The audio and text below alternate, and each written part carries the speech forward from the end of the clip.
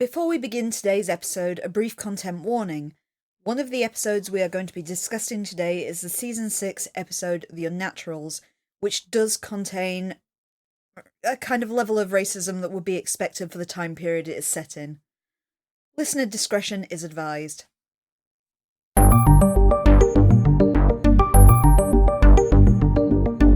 Hello and welcome to Things Are Getting Strange, Next Files Rewatch podcast. I'm Nick. And I'm Kim.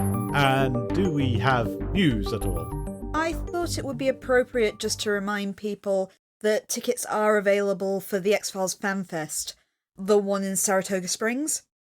Okay, yep. Yeah, so that is June the 28th to the 29th this year, and it's at the Saratoga Springs City Centre and also the X-Files Preservation Collection and Collectibles, also in Saratoga Springs. So yeah, tickets are available right now. They are limited, especially the VIP ones, so do get on that if you're interested in attending. They've also announced a few of the guests that you can see there. It includes Mitch Pileggi and his wife, who is Arlene Pileggi. Yep. There's Megan Leitch, who played Samantha Mulder. Okay. There is also J.J. Lendl, who was one of the comic book artists. There's Susanna Hoffman, who was Melissa in the episode Chinga. And there's Corey Kaplan, who's the production designer for the series. So, cool. If you're interested in meeting any of those, get yourselves to Saratoga Springs for the Fan Fest. The other thing that I was going to bring up is I was tweeted a correction on last week's episode. A fan tried to visit the Ovaltine Cafe in Vancouver last year and said when they arrived they found it had shut down. I've been unable to confirm on the internet whether or not that's the case. It does look like it's open if you Google it. But I will bow to a fan's experience. It might not actually be there anymore. That'd be a shame if so. Mm-hmm. Well, I suppose in the event of nothing else, and I know you're very tired, should we just go watch some baseball? I like baseball. I don't. Not so much, but okay. So we are going to start off with doing the X-Files baseball episode with your deep-seated love of the sport. Yes. I mean, it is one that doesn't translate necessarily well to other countries because it's such an American and Japanese-centric sport. Yeah. I think there was an Eddie Izzard joke about America winning the World Series in the sport that's only played by their country or something like that. Yeah, so you've won every year, haven't you? That's very, very well done, isn't it? It's a tremendous track record in the World Series. Remind me again which countries play. Yeah. The Unnatural. Directed and written by David Duchovny. First broadcast on the 25th of April, 1999. Guest stars Daniel Duchovny, who played Piney. I don't remember who that is. But he's not actually an actor, he's kind of more of a director of photography. Okay. The only thing I've actually seen him work on was Jumpin' Jack Flash, the Whoopi Goldberg film. Oh, right. The possibly more prominent person would be M. Emmett Walsh, who played Arthur Dales, the other Arthur Dales, who was in What's Up, Doc, Raise the Titanic, Blade Runner. Who's he in Blade Runner? He's Bryant, Captain Bryant. Oh, is he really? That's him. He's also in Critters, Harry and the Hendersons, Raising Arizona, though I don't for the life of me remember who he is in there, Free Willy 2, William Shakespeare's Romeo plus Juliet. This is the Baz Luhrmann version. Oh, that's good. He's the apothecary. Oh, okay. My Best Friend's Wedding, The Iron Giant, and this one I put a question mark and an exclamation mark next to it because I didn't know this was possible. Scorpion King 4. I'm sorry, there was a Scorpion King 3? Yes, this is my experience as well. This is like the Anaconda one. David Hasselhoff is going to be in Anaconda 3. There's an Anaconda 2! And yes, there is. It's not good. I think there's also an Anaconda 4. Yeah, it wouldn't surprise me at this point. He's also in Knives Out. He's a security guard who she wipes the tape off. Oh, yeah. He's also been in Frasier and voices in Adventure Time. Oh, nice. We also have Jesse L. Martin, who played Josh Exley, who was in Rent, another person from Rent, and Supergirl. Okay.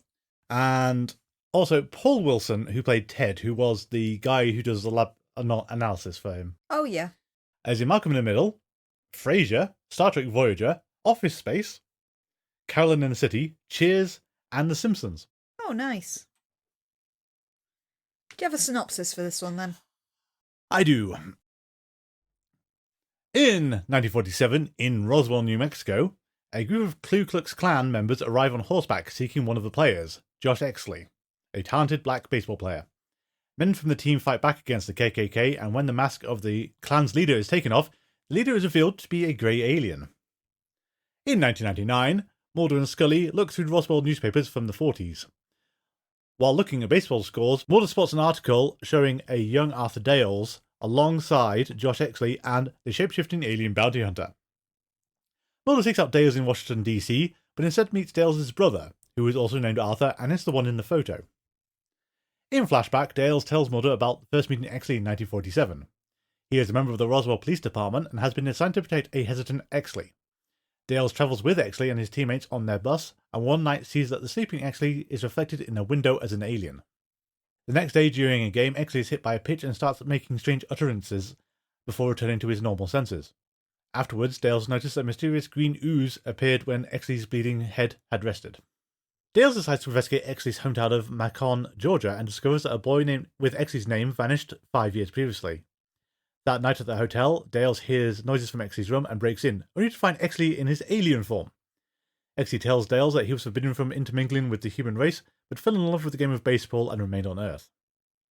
Exley took the form of a black man and entered into the leagues to avoid attracting attention. When Major League Scouts appear at one game, Exley deliberately performs poorly. The alien bounty hunter, who has been pursuing the renegade alien, takes Exley's form and murders a scientist who is investigating the green ooze. Dales warns Exley that he's now wanted by the police, and Exley goes into hiding. The narrative returns to events at the start of the episode, where the KKK leader is revealed to be the alien bounty hunter, who has arrived to assassinate Exley. The bounty hunter demands that Exley revert to his true form before he dies. Exley refuses, and the bounty hunter kills him instead. However, when Dales reaches him, he finds Exley bleeding red blood. In the present, Mulder gives Scully a belated or very early birthday present by booking a baseball field and practicing pitching with Scully. Like a batting cage? It's not actually a batting cage. It's actually the full field. You get the shots. They're actually on the whole field. Oh. I thought it was a batting cage. Mm. I'm going to start on really weirdly then. What is the Ragamuffin doing in this episode? What's wrong with the Ragamuffin, Nick? Well, other than the fact that if he was in 1947 scenes, I wouldn't blink. But he's in the 1999 scenes, and I don't remember him being in the episode, but then he turns up at Arthur Dale's door with the guy's booze, and you go, "You're an extra from a 1940s film," and then he shows up at the end putting baseballs into the mechanism. You can't get rid of the Baker Street regulars that easily, Gav. I'm not trying to, I'm asking you why you're here. It's so weird when you look at it. Yeah. It's cute. It's whimsical. It's whimsical. I mean, the whole thing's like a fairy story, really. Well, I was going to say, this is an episode I feel you can't take literally, and that's kind of what Arthur Dales is trying to get across the Mulder the entire way through. I think it's a bit like Musings of a Cigarette-Smoking Man, where the entire thing could just be a story made up by a drunken old man. True, although we have photographic evidence of the alien bounty hunter lurking near Josh Exley, so we've got that bit. Mm. One of the weirdest bits I realised watching the episode is Mulder protests when he's told that the baseball team is the Roswell Greys, which is one of those whole, you sort of kind of groan and roll your eyes. But in the photo that led him to Arthur Dales, it clearly says on the side of the bus, Roswell Greys. Apparently it's a twofold reference. For the record, Roswell's, I think, actual Major League team is called something like the Roswell Hornets, but their varsity team is called the Roswell Invaders. Ah. And there was a very, very famous team historically that it was an entirely black team, I believe, called the Homestead Greys. Okay. That it's supposed to be invoking as well. I can see that. So we can't really, we're going to have to talk about baseball to a point here, aren't we? Baseball! Baseball. I thought it portrayed baseball in a lovely way. The way the characters speak about it and kind of how affirmative it is just gets across why it's such a beloved sport. It's so family-friendly, it's so wholesome. I mean, I get the impression that David Duchovny basically wanted to write a baseball episode, is how this came about, and this was his best way to get it in there. Yeah. He's done a great job, to be fair. He's written a really, really lovely, heartfelt episode. This is very true, and I like... the comic premise is kind of good. I mean, to be fair, it gives us a different angle on the aliens than we've ever had before, assuming this is actually remotely true. This is one of the only conversations anyone has ever had with a grey alien. It's a very humanising conversation for him as well. But it's the way he talks about it, like, we're not meant to be individuals. We're not meant to have passions. We're not meant to go off and do things. We're meant to be working towards the goal. And this alien has by chance seen a baseball game and deviated. I think the choice to make Exley's chosen disguise a black man in this time period kind of gets a good kind of parallel going as well, because you have the idea of segregation in the whole... He says something to the effect of, oh, our people aren't allowed to mingle with you people, which is very much the white felt sentiment of the 1940s. Yeah, and it's also a way of trying to avoid detection, although it's not working, because he's getting a reputation. But you've got this kind of, for as cheesy as the episode it is, as I said before, it basically feels like a fairy story with, the alien who longs to become a real human becoming a real human as he dies. But taking that aside, you've actually got this fairly serious story underneath about kind of acceptance and segregation. Yeah. Which is, it's interestingly, it's skillfully done. It's not, I dread to think, I don't want to say it, but it's like, you used to imagine that Chris Carter or John Shaban had done this. It's certainly not clumsy. We've criticised the X-Files for being racially insensitive in the past, in the likes of how it's treated Native Americans in Shapes, for example, which is the one with the Haitian refugees. It's Fresh Bones. Fresh Bones. Yeah, I mean, so some of the previous writers who've tried this episode was fallen flat. Yeah. Very, very flat. But it actually, Duchovny has made it work, which is really impressive, all things considered. Because it shouldn't work. The actual premise of the episode is inherently ridiculous. But it's lovely. It is lovely. I'm not disputing it. It is lovely and it's very well done. But as a synopsis, you read it and you go, wait, what? I mean, it's not... You'd accept it, I think, if it was one of the colonists who'd broken ranks. The fact it's a grey alien really makes you go, what? But it's also given you the kind of most interesting insight to the grey aliens, because this is essentially a grey alien who's been seduced by humanity. Yes. So they've grown up to be these kind of mindless drones that follow orders. He's seen baseball, and more specifically people having fun at baseball, and thought, this is better, I want some of that. Yeah, I don't know if they're so much mindless drones as it's like they are expected to perform a task. Yeah. And the thoughts of not doing that hasn't entered their minds. He even has a line, though, where they don't have a concept of laughter in their world. You've got this really bleak kind of dystopian look at what life must be like as a colonist. Or just as a member of the grey alien race, it seems as well. It's like there's nothing else, there's no pastime, you don't have hobbies. Yeah. Everything has to serve a purpose. There's no sense of relaxation or frivolity. Yes, there's no downtime. It could be the other way around with an alien race, where if they were frivolous, their society would fall apart. You don't know how it works. It's true. So, Arthur Dales, we like Arthur Dales. We know why this happened, and it happens for kind of like the worst reasons, is that the original actor had a stroke. 2 days into filming, in fact. 2 days into film. So there is partial footage of the other Arthur Dales doing some of these scenes, and they had to replace him. Apparently he filmed 2 scenes before he had a stroke, and you can see them as special features on some of the old DVDs. Okay, that's kind of nice. And you kind of understand why they've had to do this sort of workaround with recasting him and then saying, he's got the same name as me, he's essentially the same character. Apparently that's the only way they could do it, because they'd already filmed the scenes of young Arthur Dales. Yeah. So because you have him called Arthur Dales in those scenes, all they could do was find the most artful way they could to work this around in the present day sections. Yeah, and we would say it's kind of artless, but we'll go with it. The thing that got me about it, though, is it's really weird coming after Aguamala. Because he should be in Florida. He should be in Florida. Mulder goes up to his apartment door, and then Arthur Dale says, oh yeah, my brother's in Florida. Yeah, Mulder, you should know this. You went to see him like 4 weeks ago. Almost like this episode should have come first. Almost like that, yeah. At the same time, though, you didn't expect Aguamala to have a comment of, oh, we met your brother. Also called Arthur Dales. I'm not sure. That feels very odd that Arthur Dales is this point of contact. And we're still repeating this weird thing of Arthur Dales led the X-Files at one point in time. Did he? It did feel in his first appearance that he just had that one involvement with the X-Files. Well, none of that conversation with Mulder and Travellers insinuates that he actually went into more investigations into the X-Files. Yeah. I don't mind too much, because this is the last time they're going to pull this little stunt anyway. Yeah, I don't think Arthur Dales makes a comeback after this. No, and it's not, presumably because they really want the other Arthur Dales. Hang on. I think there's some fortuitous comeuppance in this episode then, isn't there? Because this episode, 947, must be before Travels happened. Yes. So Arthur Dales is a police officer at this point, and then later he's an FBI agent. Yep.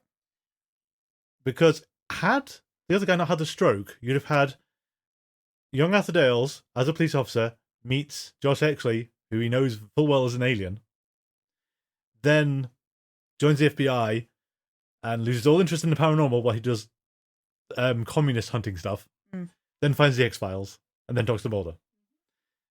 Yeah, that was going to be weird, wasn't it? It was, yeah. This is actually neater this way. Old Yellow Eyes, as Balos calls him.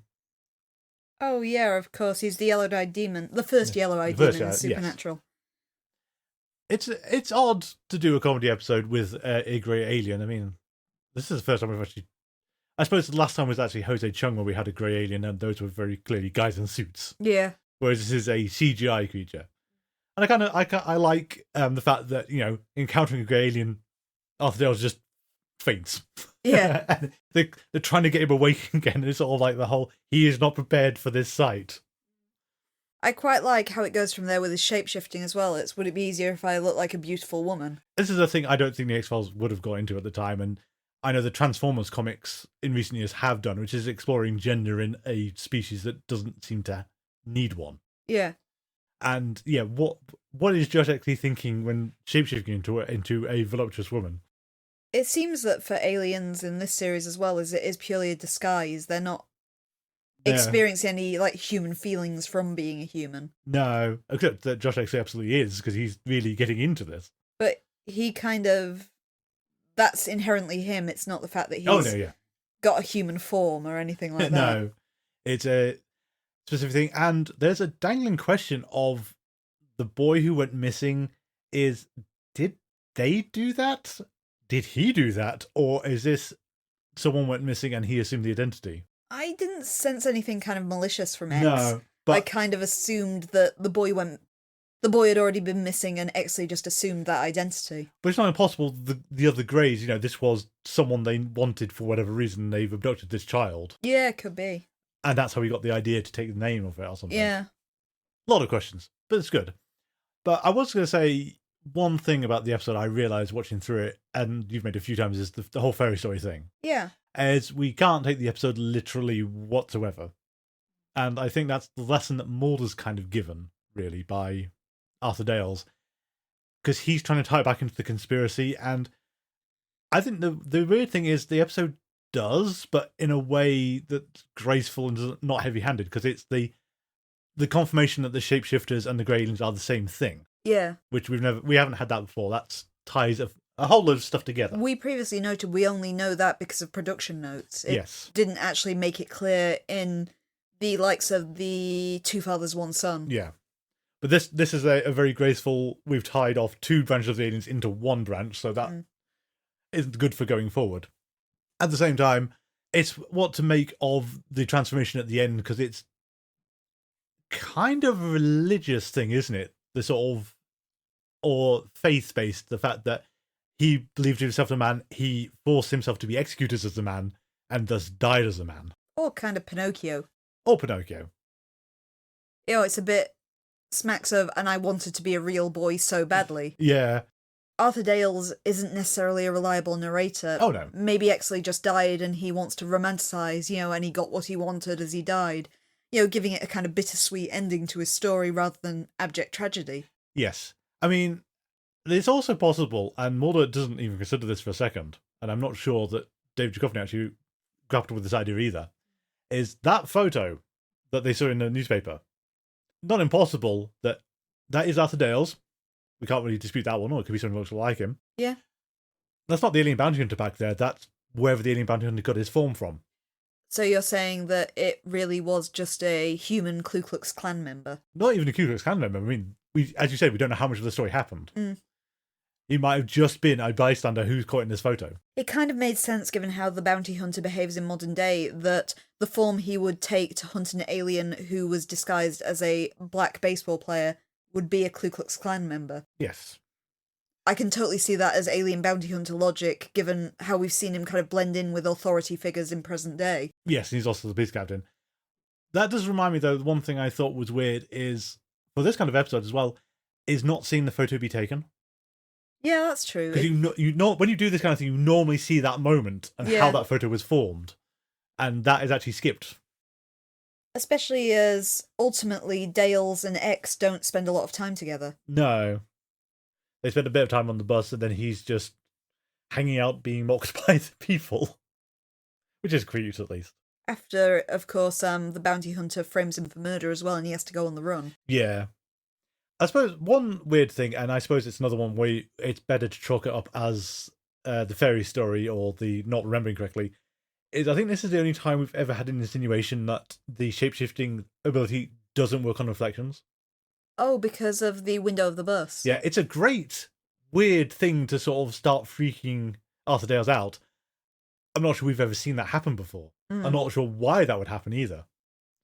Another show is like Grimm, for example, because we have referred to Grimm a few times. We have glamours, and glamours being magic, you can make that as a more targeted effect. Yeah. It's got to be a conscious perception of the person or something. So, whereas when you shapeshift, you actually turn into the thing. Yeah. I mean, to be fair, the X-Files has not helped it by Two Fathers, One Son with those rubber masks that we just cannot make sense of.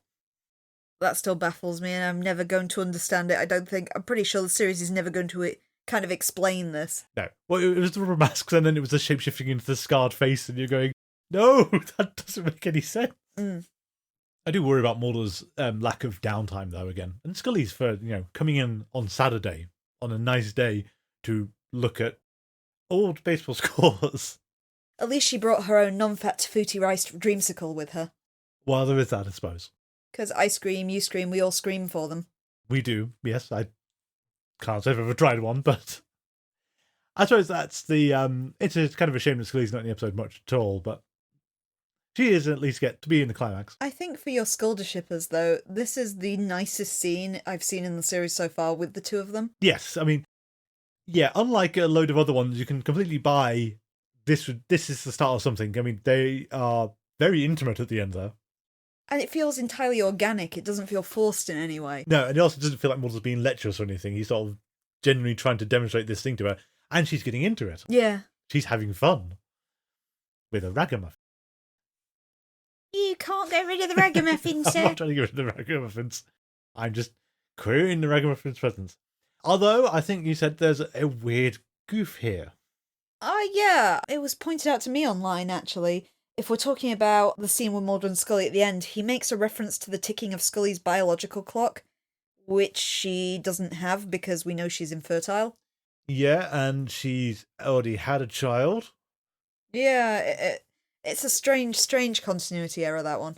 As has been many cases, this one, I do put the blame on Chris Carter for, as showrunning him, and to sort of say, no, that doesn't make sense. Take that line out. It wouldn't actually hamper anything. That's a really easy edit. Yeah. And yet it's still there. Yep. Do we have anything else for the episode? Because I think it's a weird one where basically it's hard to get across any sort of criticism or complaints about it, or even to much describe it, because it's the most effusive baseball episode of a series I've ever seen, which is also about shape-shifting aliens and hints at the grand conspiracy, but ultimately about really liking baseball and the joy of baseball and how it can transform someone's life. And it gets that across perfectly. Indeed. But I think, and it's the weirdest conspiracy episode we've ever seen, I think. I love it.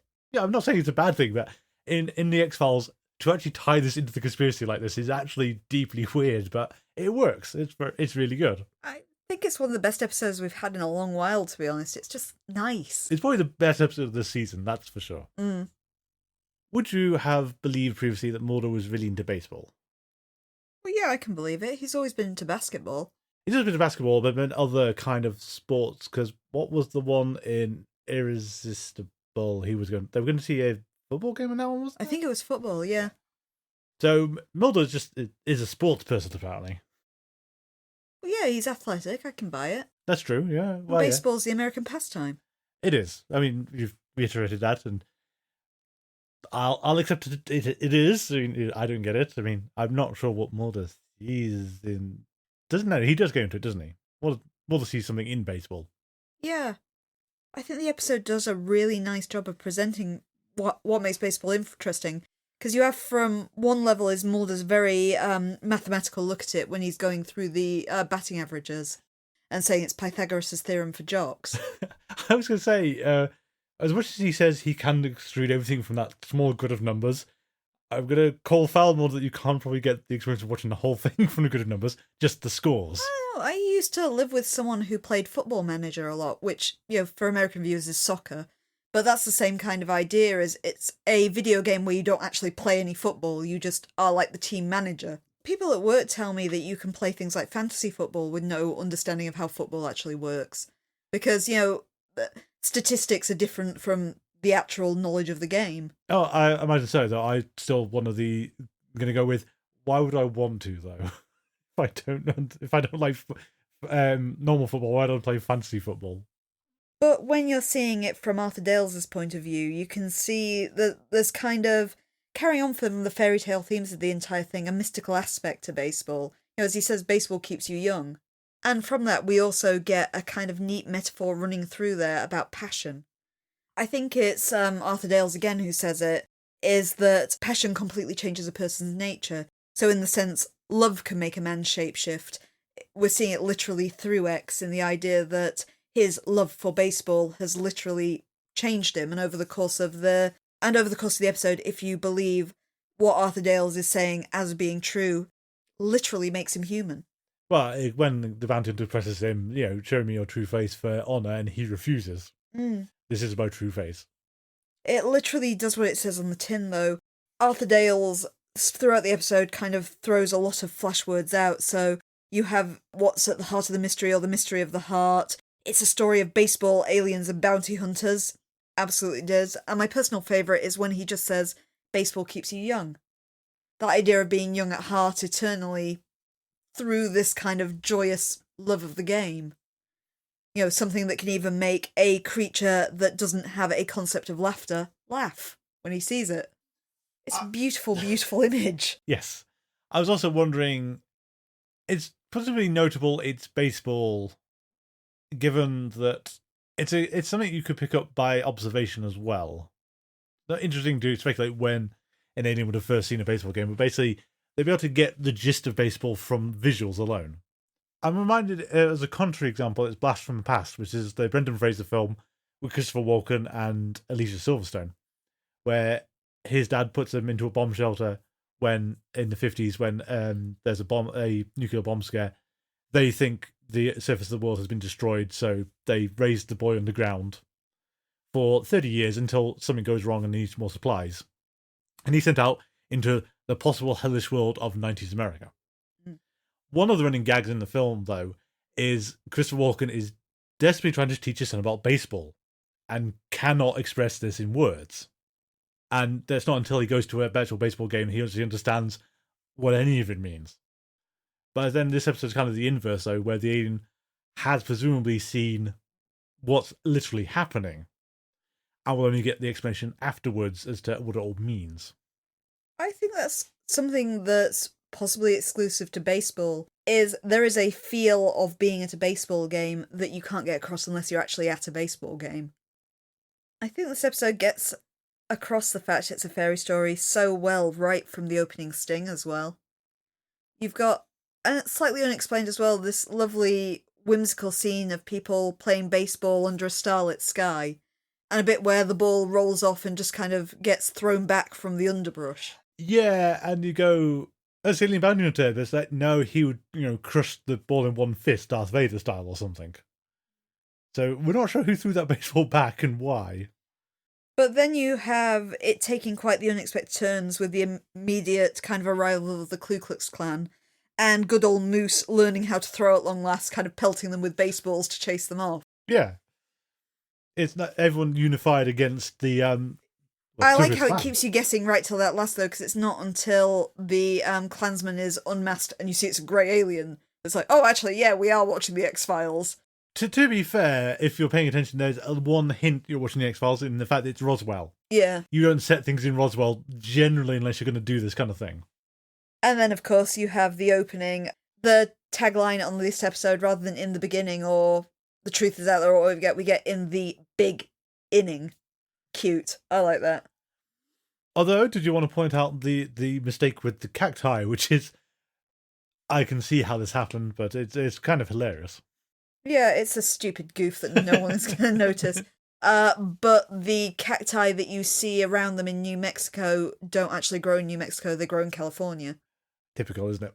Yeah. Well, this it really is splitting hairs, that goof. It is, although it's the kind of mindset where we get into our heads the sound frogs make.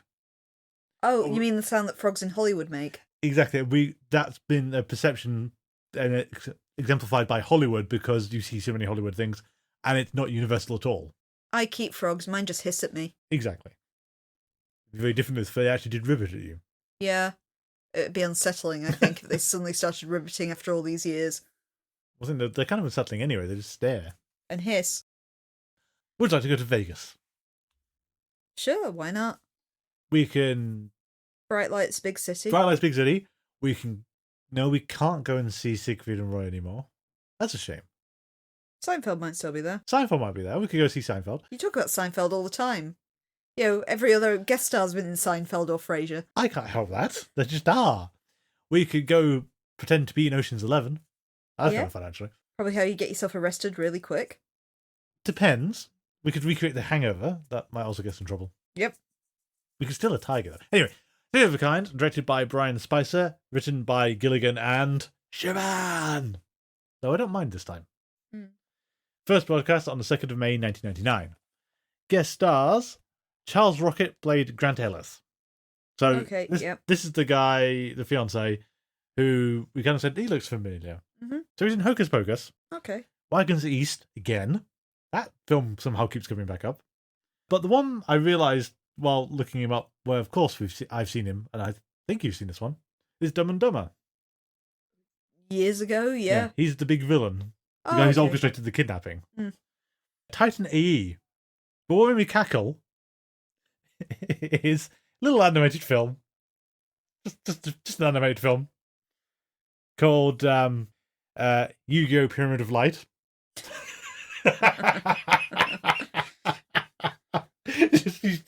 You can't. Was he someone recognisable? He was the narrator. Oh, okay. I love it. He's also in Max Headroom, Star Trek Voyager, and was on Third Rock from the Sun one time. Okay. So, John Billingsley played Timmy. Which one's Timmy? Timmy is the government agent. Okay, yep. You probably have seen him, you won't realise you have. He was on Star Trek Enterprise. Okay. He's the Doctor. Okay. So he's got a whole load of latex on the entire time. Yeah, that's him. Oh, I didn't realise that. He's also in the Twin Peaks revival. Oh, God. I'm not sure which one he was. Jim Fife, though, played Jimmy, who was the other one. And this was weird. So he's in Dark Shadows, the 1991 version, because there's like 5 different versions of Dark Shadows. Okay. The Frighteners. Oh, I love Frighteners. He's the geeky guy, the geeky ghost. Of course he is. Yeah, I can see that. Yeah. Along with Chi McBride. And this one really got me, he'll be in Jump the Shark. With another Immy name. I don't know where he's in Jump the Shark. I cannot remember this at all. He's in there somewhere. Wow. Yeah. It could be. It's not the same character. We know it's not the same character. No. He is in Jump the Shark. And last, kind of least, is Richard Zobel, who played Al. I don't know who Al is in this, but he's in Star Trek Voyager and China Beach, which I bring up for the worst possible reasons. Sure. Do you have a synopsis for Three of a Kind? I do. Our episode opens on a high-stakes poker game where we see one of the players is Byers, who is operating under an alias as the other players are all government agents. He is quickly thrown out after being exposed as a fraud by a man who we later find out is Grant. We quickly learn that the Lone Gunmen are attending a convention called DEF CON, which is held by the Department of Defense and is in a hotel in Las Vegas. We learn that Byers has often pressed for them to attend these conventions because he's still harbouring kind of feelings towards Suzanne Medeski, the woman who we last saw being taken away by Mr. X at the end of Unusual Suspects. Byers hopes that if he keeps attending conventions, he will one day meet her again because it was a convention that they originally met her at. As they struggle to gain access to the convention, the Lone Gunmen decide that they are going to bring their own agent to help them gain access. They do so by tricking Scully into coming to Las Vegas to meet them, using a text-to-speech program to make her think that they are Mulder. They also meet with two of their geeky friends, Jimmy and Timmy. Jimmy tells them that he has a special technique which he can use to gain access to a meeting room. He believes that there is a conference going in there about assassination techniques. However, when Jimmy does deploy this special technique, which is just crawling through the air vents, he is quickly discovered, pulled out of the vent, and injected with a mystery drug. This later forces him to throw himself under a bus, killing himself. Meanwhile, Byers does indeed find Suzanne at the conference, alive and well. However, she has seemingly become a government agent. And indeed, we quickly learn her fiancé is one too. This is the Grant that Byers met at the poker game at the start. Scully arrives and is slightly put out to discover that Mulder is not present, and quickly begins to become suspicious of the Lone Gunmen with regards to this. She does, however, perform an autopsy on Jimmy. She notes an injection site behind his ear. However, before she can note her findings, she is attacked by some unseen agent who injects something into her which causes her to collapse. Langley soon finds her, and immediately Scully starts behaving oddly, kind of slightly promiscuous and almost as though she is drunk. Byers confronts Suzanne, who reveals that she is only pretending to have switched sides. She is working alongside Grant to slow the government progress on their mind control drugs. As the Lone Gunmen investigate Suzanne and her apartment, Frohickey quickly learns that she is under surveillance, and so Suzanne does begin to work alongside them to set up Grant, after she discovers that he has been lying to her. Meanwhile, Timmy, the friend of Jimmy, asks Langley to attend a memorial Dungeons & Dragons game for Jimmy. The game, however, is revealed to be a setup to catch Langley so he can be injected with the drug. Essentially, it is a mind control agent. It makes whoever is injected really susceptible to suggestion. This is what previously happened to Scully and Jimmy. Frohickey finds Scully in a bar, flirting with a large group of men, which includes Morris Fletcher, last seen in Dreamland. He drags her back to Suzanne's suite, where she realises that she is under the effect of the drug, or the anotic histamine, as she calls it. She does have with her the agent that counteracts its effects, which she gives to Scully, and reveals that the drug should not have ever been made. All they made was a small batch that was available only to her and Grant. This absolutely confirms that he has betrayed her. The following morning, Langley reports to Timmy and is given his instructions. He is to enter a meeting room using a provided pass and to fire 3 rounds into a target. It's quickly revealed, as he does shoot this target, that it is Susan. Although Scully tries to gain access to the room to prevent this, she is prevented by a guard until after the assassination has taken place. After this occurs, Scully has the guard call for an ambulance. However, when it arrives, it is Byers and Frohickey, disguised as EMTs, that take Susan away on a stretcher. It's revealed to us that Susan has merely faked her assassination. She realised that Langley had been injected and therefore counteracted this. That allowed her, Scully, and the Lone Gunmen to create this elaborate ruse to allow her to escape. Unfortunately, it doesn't exactly go to plan. Timmy tastes the blood on the floor, where Suzanne apparently died, and realises it is just fake. Grant Ellis is captured by Scully and taken to Suzanne so she can confront him about why he gave the drug to the government. She is furious because obviously she could have been killed by this if she had not thought to check the Lone Gunmen the night before and discovered what had happened to Langley. Ellis admits that he had betrayed her because the government threatened his own life. Timmy then arrives, kills Ellis, and takes Suzanne to the Lone Gunmen's suite. As Timmy prepares to shoot Langley and Frohickey, he is injected by the mind control agent by Byers. As the drug takes effect, the Lone Gunmen use this to mind control him into turning himself in for the murders of both Grant and Susan. This means that Susan is, for all intents and purposes, now dead. She is given a new identity and aspires to go with her to start a new life. He explains that he has to remain with the Lone Gunmen and continue fighting. She kisses him goodbye and hands over the wedding ring that was meant for Grant Ellis. Thank you. I gotta wonder if the giving Suzanne Modeski a new identity in this episode had any bearing on the fact that this is such a big thing in Breaking Bad, and how complicated and expensive it is in Breaking Bad versus the Lone Gunmen just do it in 5 minutes with a computer. Yeah, I guess that's true. There's no paying a vacuum cleaner repairman in this one. Well, no, you've got to say the right thing to the vacuum cleaner repairsman. Order the correct vacuum first. Yeah. So, DEFCON, I know what I said to you while we were watching the episode, and I got it slightly wrong. Mm-hmm. DEFCON is a real thing.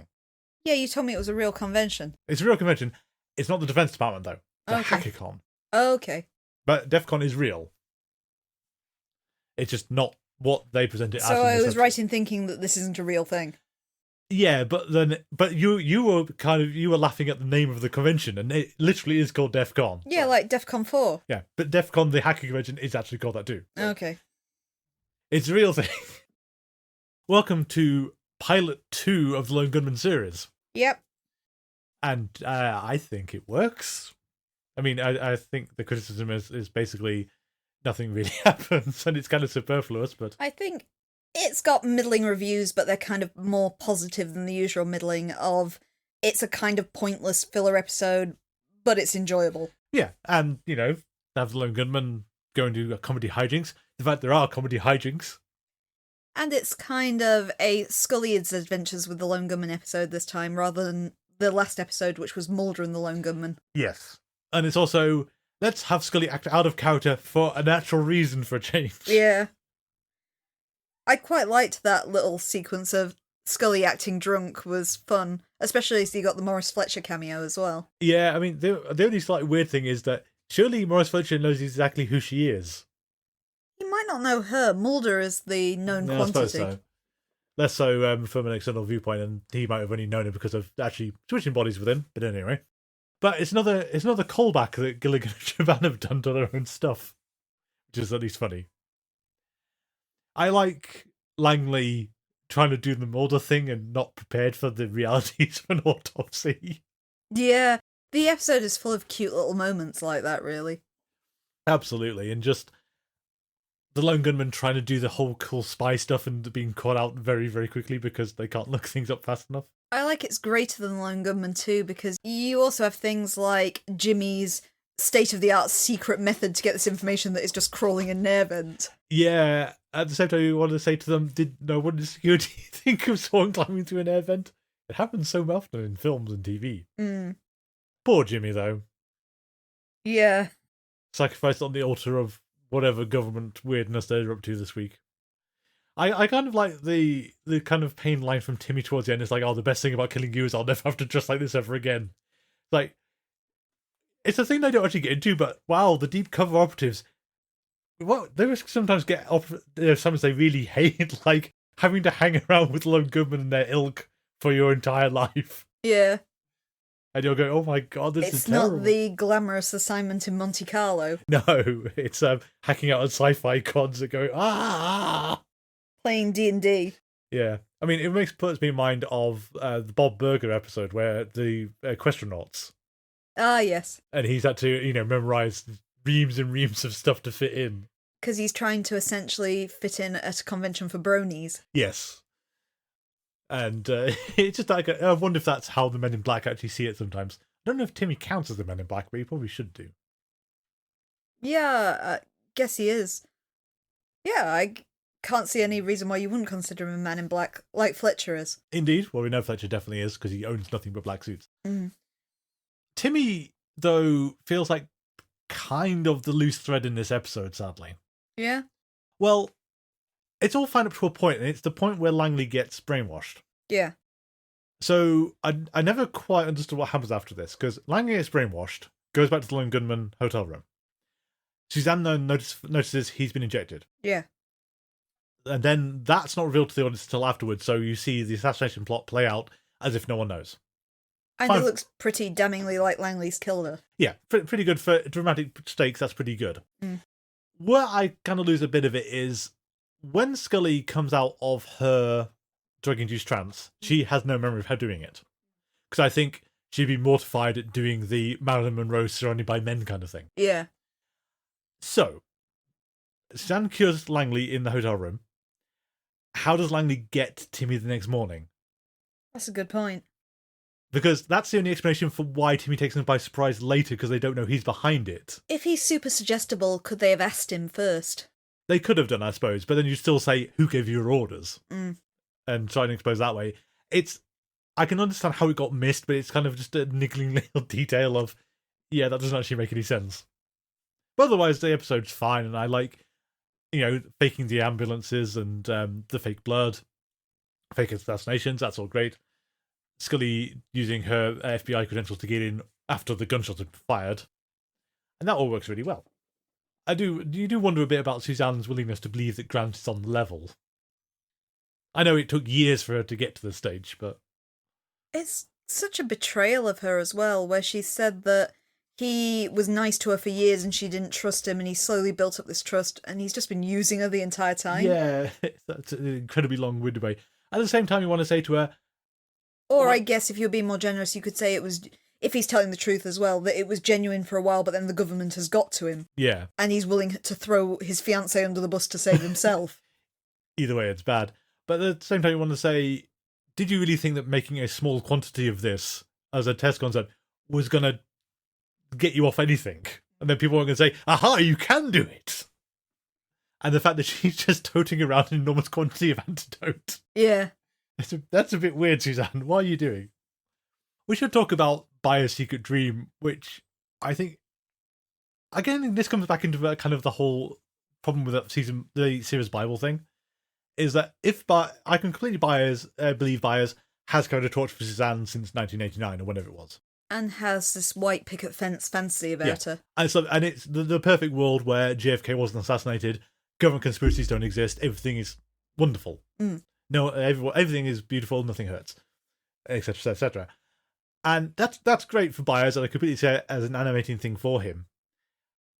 Could do with being in some of the other episodes that he, some mention of going to a convention this week or something. Yeah. Like a defense department convention, or this being a sort of Byers turning down dates with other people, because, again, the Lone Gunmen give off, aside from Frohike, give off a very asexual vibe. Like, you never got the impression that Langley is interested in women at all. We know they all live together. Frohike is a lech, we know that. Mm. Byers and Langley have never expressed interest in anyone, ever. I could buy Langley having more kind of sex appeal than the other ones as well, because he's the most down-to-earth of the three. But he's not. There's no indication he's ever interested, is there? So you have Frohike's kind of sleazy and lecherous, and Langley is the textbook nerd. Yeah. And, yeah, so understandably Byers is got more appeal, but outside of the Unusual Suspects, that's the only he's ever expressed interest in. Yeah. That we've seen anyway. I know they're not centre stage, but it never comes up. Well, we saw in one of the X-Files young adult novels as well, that the way Byers used to be scripted was kind of really bitchy as well. Yeah, Byers was very odd in the first draft. I think he's very, very much toned down from how he was originally envisioned to be. Yeah, he's the face man, really. He's the person you deal with. You don't want to deal with the other two. You've got a long-haired surfer geek, and you've got man who probably shouldn't be hanging around with these two people who are at least a generation younger than him or something. Yeah, I love Frohike. I know you love Frohike, but... I thought we had another nice example of him genuinely caring for Scully in this episode as well. Yes. Because he could have jumped in there at that point. He could have, but no, he took her back to the hotel room to try and get her sobered up. Yeah. So again, it is... I mean, we say Frohike's lecherous, but he has limits. He has limits, and also he will respect Scully. It's a thing that we've noticed as well, that if they remember to do it, it's great, but there's a whole load of instances where they don't do it. Like her recovery from Gethsemane little plot sequence in Redux 2. Yeah. And he didn't go to the hospital in that one. Mm. But he did in one breath, and he's the only one who did go there in one breath. Mm. Consistency, Chris. Come on. I like the fact that they tricked Scully, though, into coming using Mulder's voice on the computer, and how kind of wonkily artificial it does kind of sound, but not enough to sort of trip her over. But then it's like Froakie saying, oh man, she's going to kick her asses. And then at the end when she gets hold of Mulder, oh, I'm going to kick their asses. Yeah. I like how she's initially so suspicious of them as well, and when there's actually a real thing to investigate, she drops it for a bit. Yeah. I will say that is felt a bit odd, though, when how they are when Scully arrives. There's a kind of a weird divide between the two of them. Yeah. Like, she's not really used to dealing with them. And that feels odd after 6 seasons of this, because how many times have we sort of cut the Lone Gunmen and Mulder arrives and she's already there with them? She knows these people pretty well at this stage. Yeah, it's like the one a few episodes back where she wanted information on Diane Fowley. Yeah. She went straight to them by herself. Yeah. And this episode kind of is like season 1 Scully, where she's met them like once or twice and doesn't really know them, and it feels really odd. It's true they're not kind of friendly with her in the way they are Mulder. But by this point, there should be more of a rapport. They know who she is. They have worked together in the past. They have done things that have helped her. And as previously noted, Froakie genuinely cares for her quite a lot. I mean, they got drunk, sort of drunk a little bit on the night where they thought Mulder had died. So, there's these, they have personable moments, and for some reason, we're just not getting them. Mm. I do kind of like also Byers' faith that if he keeps coming to these conventions, eventually he might run into her, paying off for the first time ever. It's very sweet and romantic. Yeah, and not quite eyes meeting across the casino floor. No. And also for the destruction of his fantasy where he finally meets her again but discovers she's engaged. Yeah, of course. Of course. Life kicking you when you're down, John. There are lots of little nice moments for the Lone Gunmen. I mean, again, I point to this as what you do for them for a TV series. If you're going to spin them off on their own, which we know they will spin them off on their own, somehow this isn't the model for what they'll do with it. Which is kind of weird. I think through these 2 Lone Gunman-centric episodes that we've had now, The Unusual Suspects and this one, we at least have given them individual characters. It's not that they are just the Lone Gunman anymore. Yeah. Especially Langley, I think, because you've had him gambling, playing D&D. You've had the bit with him trying to act tough and wanting to sit through the autopsy and immediately getting sick. You've started to build these just like little character moments that give you a full impression of what they're like. Yeah. And they are sort of increasingly fleshed out characters. They're not just the information trio there used to be. Yeah. When they were first introduced, it was just like, and we've got these 3 nerds over here. Roll the dice, which one of you is going to be the one who talks in this scene? I will admit, I thought there was more gambling with D&D in this one. It's like, it's just an offhand line from Langley as he gets to the hotel room of, I hope you brought your wallet. So yeah. Yes, we are gambling with D&D still. And that Lord Manhammer will be in attendance. Yeah. Still the same character. So one thing the assassination kind of puts me in mind of, and it's probably not intentional, but they're kind of adjacent in terms of production, so it's an interesting connection, is it's not dissimilar to Zoolander. And You're right. It is kind of like Zoolander. And how they're trying to program Derek Zoolander in Zoolander. Yeah. And of course, David Duchovny is in both of these things. Yeah. I do think, ultimately, it is, unlike the Unusual Suspects, it's a fun episode, but there's not much to it again, is there? Yeah. I think that's, largely what people are getting with this is it. Unlike some of the episodes we've had this season, it's not boring. No. It's continuously entertaining, and it is incredibly good fun. But ultimately, when you look at it, it's just filler. There's nothing really there. No. And I do like giving Lone Gunmen a chance to shine. And also kind of rounding off the Susan Medeski story, which she was last seen being spirited away by Mr. X. Now she's got a proper conclusion. Yes. So, yeah, that is good. And the fact that she seems home and free. I think that this is her out now, to be honest. This is her out. You've given her a happy ending. She's safe now. If we have nothing else.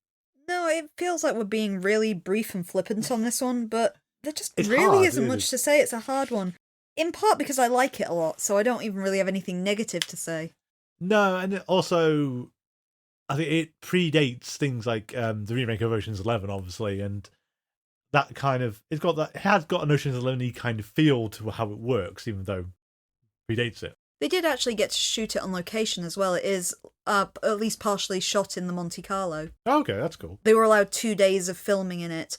which notes the fact that everything else was filmed at a hotel in California, and indeed Gillian Anderson never went to Las Vegas, so any scene with her in is filmed in one of these hotels. I mean, in all honesty, outside of the casino floor, you'll never be able to tell one from the other. Yeah, they were allowed something like... It was interesting because they approached, I think it was 40 or 50 hotels and casinos in the Vegas area that were filming friendly because, a lot of them do not allow you to film in them. And they said that the response was actually really lukewarm and people didn't seem interested in letting them in until they realised they were talking to the X-Files. And then they realised, what good publicity it could be having in this show that's watched by millions of people. And so they eventually chose the Monte Carlo on that basis, and I think the agreement was something to the effect of they were allowed 2 days of filming, but it had to be during daylight hours.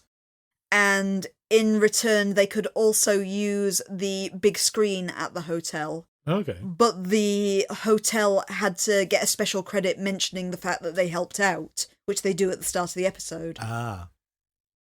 But yeah, that is actually the Monte Carlo, and that's why we can show the Monte Carlo sign even outside. Okay. Again, yeah, good advertising. A lot of people watch the X-Files. Mm. And with that, we will flee back towards Washington. Yeah, our episodes next time must be... Oh, we must be at the end of the season, actually. We are at the end of the season. Field Trip and Biogenesis? Yes. Oh, we have stuff to say about both of these. I remember liking Field Trip. Yes. I also remember Biogenesis. We'll withhold that one for now. Field Trip, I think everyone remembers the slightly dodgy special effects, but I'm pretty sure there's a reason for that. There is, actually. And I will tell you next we'll week. That down. In the meantime, if you'd like to get hold of us, our email address is thingsargettingstrange42@gmail.com. You can also get us on social media, and please do check that out. I'm going to start running some polls to find out what you thought of the season as a whole. We are on Twitter and Tumblr at GetStrange42. We are on Mastodon at GetStrange42@universedon.com. And we are on Facebook, where you can find us by searching for Things Are Getting Strange, an X-Files Rewatch podcast. Additionally, and if you're not sick of my voice right now, I also have a stream on Twitch TV. It's called AdverseCamber42, and I am live Mondays and Wednesdays at 8 PM GMT or Saturdays at 5 PM GMT. I stream whatever I'm currently playing on the PlayStation 5, which is currently Danganronpa Trigger Happy Havoc. I also have an AdverseCamber42 YouTube channel, which is currently running a silent stream, so a stream with no commentary, of Final Fantasy VII Rebirth, if you want to check that out. We have a Patreon, patreon.com/thingsgettingstrange, where you can find the first 4 parts of our Let's Play of the X-Files game, soon to be 5 and the start of April, and where you can also find our review of Mulder and Scully by Catatonia.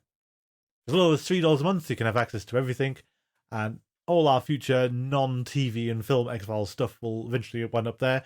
So books, comics, the other video game, board games, trading card games, and ephemera. Possibly even if we do a virtual tour of the X-Files Museum. If you have any further X-Files related ideas for us, do let us know on the social medias.